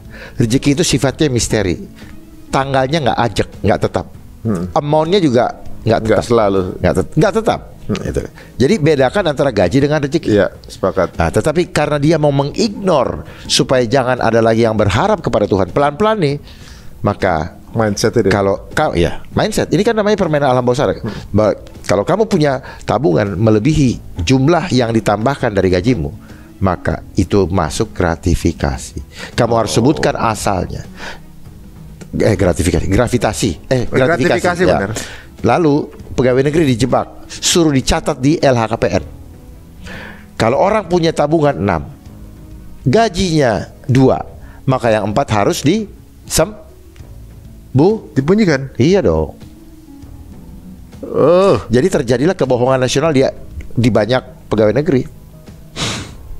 Jadi kebohongannya pun by system. By system. Akhirnya apa? Supaya bisa diributin kalau dia bohong. Ada lagi orang yang nyari-nyari itu, buka sini, wah jumlahnya segini, jumlahnya segini. Kok dia ini tidak sesuai dengan profilnya? Oh gini rame, jadi konsumsi mainan, jadi dagangan, masuk koran wartawan. Wartawan juga nggak ngerti, mana ada punya harta nggak bisa dimakan. Kalau dihitung dari gaji, kan ada nggak ajak, statis bos. Jadi seolah-olah kalau dia punya uang 5 miliar atau 10 miliar, ini harus bertahan sampai mati. Ngerti gak? Iya. Nggak ada yang dimakan, nggak ada yang kita kasih orang, nggak ada yang beli bensin. Cuma beri tabung aja. Seolah-olah itu nggak, bohong semua lah. Berarti sebenarnya itu taruhan sama saya. Berarti belum rezeki kita juga, nggak bisa dinikmatin. Berarti bukan rezeki kita juga, orang nggak bisa dinikmatin kan? Ya artinya kan gini. Cuma angka doang berarti kan? Wartawan disuruh suka mempersoalkan seperti itu. Jumlahnya segini. Iya, nggak ajak ini bisa berkurang, bisa bertambah. Kalau tidak punya tidak punya pemasukan lagi, pasti berkurang dong. Terus ada juga yang dikasih ke orang. Jadi betul-betul diajar orang untuk apa? Egois, selfish, fokusnya kepada diri sendiri. Jangan kasih ini karena mau dihitung terus nih. Padahal rezeki dari Tuhan itu setiap hari ada. Bayangkan itu. Kuasa Tuhan dibatasi oleh mindset definisi-definisi yang dibangun secara sains tadi. Gila kan? Wah, sekarang tapi sebenarnya kita jadi lebih dengan pembahasan ini, saya kalau ngerasa jadi lebih santai soalnya Bang. Jadi ngerasanya bahwa kekhawatiran kita sebenarnya semu sebenarnya ya. Kita sendiri yang membuat. Kita sendiri yang rasanya kayak gitu. Seolah-olah kita kayak ada blocking gitu. Karena kemauan kita. The wall. Karena kemauan kita yang mengada-ada. Padahal kita hidup cuma butuh apa? Makan sama pakaian. Iya. Terus mau jam tangan, tambahan aja. Mau kacamata keren, mau apartemen, mau rumah, mau mobil, apa? Cuman buat mengisi kepuasan rasa. Rasa-rasanya gue kalau punya ini, kata orang lihat gue disebut orang kaya. Rasa-rasanya. Itu kita ngambil standarnya dari orang lain lagi kan gitu. Berarti kan dari angka lagi berarti kan. Iya memang. Seolah-olah kita bisa terukur angkanya berarti sekian nih. Jadi angka membangun rasa. Angka itu Tuhan ya benar. Angka membangun rasa. Rasa-rasa doang. Iya. Bawa mobil Mercy, rasa-rasanya orang lihat gue orang kaya nih. Karena rasa-rasa dia. Padahal orang nggak lihat juga. Belum tentu juga mikir. Enggak rasa. Tetapi karena punya Mercy datang ke lobi hotel, dia dikasih parkir. Kalau Avanza jalannya juga beda orangnya, bungkuk-bungkuk ya kan. Emang berarti pembangunan image itu simultan berarti semuanya. Iya, bos. Yang respon pun begitu. Kenapa ada mobil Mercy diiklanin semua? Itu kan membangun apa? Privilege. Kalau lu beli ini, lu masuk kategori ini. Iya. Kalau lu beli tas Hermes, lu masuk sini. Makanya orang wanita-wanita tuh begitu berlomba-lomba untuk punya tas Hermes. Untuk sampai sosial itu. Apapun juga, dengan cara apapun juga. Terus kemudian kita lihat di postingan, pasti tasnya itu dikasih di begini. Nah. Supaya kamera lihat sini. Tas gua walaupun apa? pura-pura begini. Nah, gitu kan. Gitu kan. Coba lihat sekalian. Terbentuk semua manusia seperti itu sekarang. Ya. Tidak lagi menularkan karya baik, mengenalkan Tuhan, tetapi nih gue self-center. Dia tidak menunjukkan bahwa Tuhan itu baik. Lakukan karya-karya mulia Allah. Lakukan karya mulia Tuhan, tetapi lebih kepada nih lihat gue. Lihat gue. Dan bahkan sekarang bukan mukanya lagi yang ditampakkan, apa yang dipunyai. Apa yang dipunyai, termasuk lekuk-lekuk tubuhnya yang ditunjukkan. Baju pun kasih lihat perutnya. Ini rusaknya, hancurnya budaya. Gara-gara apa? Ya gara-gara sistem. Makan tuh modern, makan tuh teknologi. Makan tuh teknologi. Hancur bangsa ini. Gak perlu perang militer, hancur sendiri karena generasi mudanya sengaja dihancurkan lewat teknologi cyber ini. Ya, siapapun pakar cyber, saya siap untuk membahas ini semua. Kenapa? Karena ini tujuannya ke sana. Jadi menghancurkan bangsa gak usah dihancurin. Makanya disebut artificial intelligence. Artificial intelligence ini artinya apa? Intel yang kalau dulu manusia kan dimasukkan untuk mengintai suatu wilayah sebelum dia kembali lagi untuk kita kita analisa secara SWOT, lalu kita serang. Jam berapa tepatnya, jam berapa waktunya, lewat mana, ya kan? Kita menggunakan apa, kekuatannya berapa. Nah sama juga dia kasih artificial intelligence gadget. Dia masuk, dia udah tahu semua nih. Ari istrinya doyan ini muncul nanti, rayu aja istrinya pakai gini. Ayi ke rumahnya ini, anaknya kuliah sekolah di sini. Nanti udah langsung semua. Jadi sebenarnya setiap orang udah telanjang sekarang. Udah telanjang. Kita udah semua tentang orang, setiap orang. Iya, telanjang. Jadi kalau sekarang seolah-olah nggak perlu menjajah sebuah negara, nggak usah jajah ideologinya, apa namanya, ininya aja berarti. Ya, soulnya. Rebut soulnya. Coba lihat sekarang orang anak ini main gini terus. Lah orang begini terus, musuh lewat di belakang dia udah nggak tahu. Jangan gini depan. Kadang-kadang saya panggil, kamu ini ponakan saya. Saya lagi nonton bola, lu lihat tuh bagus. Enggak, terus gini. Cepat sekali. Tetapi kalau kita minta tolong, lambatnya minta ampun. Ya. Kenapa? Karena kognitif dia dilemahkan oleh gelombang yang ada di signal di jarinya. Setiap ujung jari kita ini, kenapa kalau dipencet itu ada signalnya. Nah ini dilemahkan ketika, makanya kan gini, ya main komputer kan. Nah itu merusak kognitif, melemahkan kognitif. Akhirnya apa? Ada sampah, dia cuma lihat. Ya gue tahu kotor, jelek gitu. Tetapi mau ditaruh di mana, mau ditempatkan di mana, apa yang harus dilakukan, perintahnya nggak jalan. Kayak robot, ngerti nggak? Iya. Apalagi selama dipakai handphone apa? Harus disuruh forward, next, copy paste, baru dia kerjakan. Kalau nggak situ, jadi kebiasaan kita dilatih lewat itu. Paham ya? Iya. Berarti nggak perlu ngeluncurin tank, nggak perlu ngeluncurin peluru, nggak usah. Ini aja cukup. Udah. Pelurunya dari sini, meledak di sini udah. Meledak. Disuruh susah. Ya. Nah orang percaya COVID dari sini kan? Iya. Ya ini kan alat propaganda yang makanya sukses dia punya program karena ini. Semuanya. Informasi dari sini. Semua. Dan ini adalah kebenaran. Padahal dia nggak tahu. Makanya disebut informasi. In dalam. Hanya orang dalam yang tahu form bentuknya ini atau benar apa tidak. Information. Bang, Paham ya? Kita bukan cocokologi waktu lagi kayaknya nih. Ini kayaknya menarik nih. Ini belum semua guys, ya. Banyak hal obrolan kita yang sebelum syuting tadi juga menarik untuk kita kulik ya. Tapi sekarang ini kita juga buka kesempatan teman-teman semuanya biar berdialog juga dengan Bang Dharma. Ini menarik juga. Jika teman-teman merasa punya analogi atau juga mungkin punya sudut pandang yang berbeda, beliau juga menerima masukan dan ngobrol terbuka. Dan memang tipenya adalah emang kepengen tahu lebih banyak kan sesuatu. Tapi jika ternyata sampai sekarang udah ada belum yang ngajak ngobrol? Udah belum yang nggak pendapat banyak misalnya kan? Enggak, yang saya dengar kan cuma di media sosial. Enggak ada pernah ngobrol yang datang langsung. Justru pernah ada nggak? Yang ketemu langsung justru mereka yang mau tahu lebih banyak lah dari hal yang mereka anggap ini sesuatu yang baru gue dengar, ini yang baru. Sebenarnya saya bilang ini bukan hal yang baru, cuman kita baru tahu, beda ya. Sama seperti gini, banyak orang mengatakan bahwa Bang Ari orang luar biasa. Sebenarnya Bang Ari orang biasa, cuman banyak hal yang orang biasa sudah tidak lakukan lagi, Bang Ari lakukan.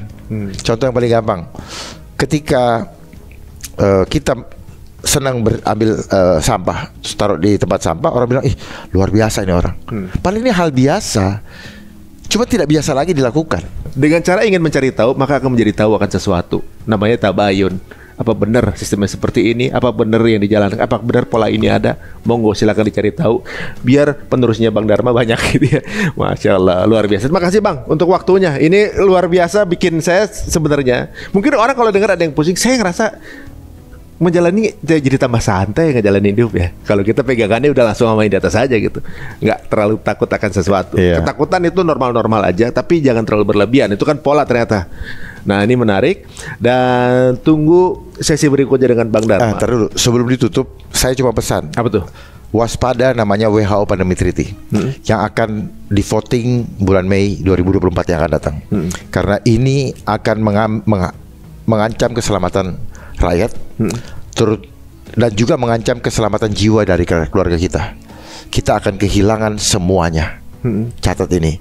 Dan undang-undang yang akan dipraktekkan nanti melanjutkan daripada perjanjian WHO tersebut sudah siap. Ini undang-undangnya. Ya, ini undang-undangnya. Saya akan tetap berjuang untuk menjaga untuk memperjuangkan keselamatan keluarga kita demi bangsa kita kembali bisa menjadi bangsa yang fitrah.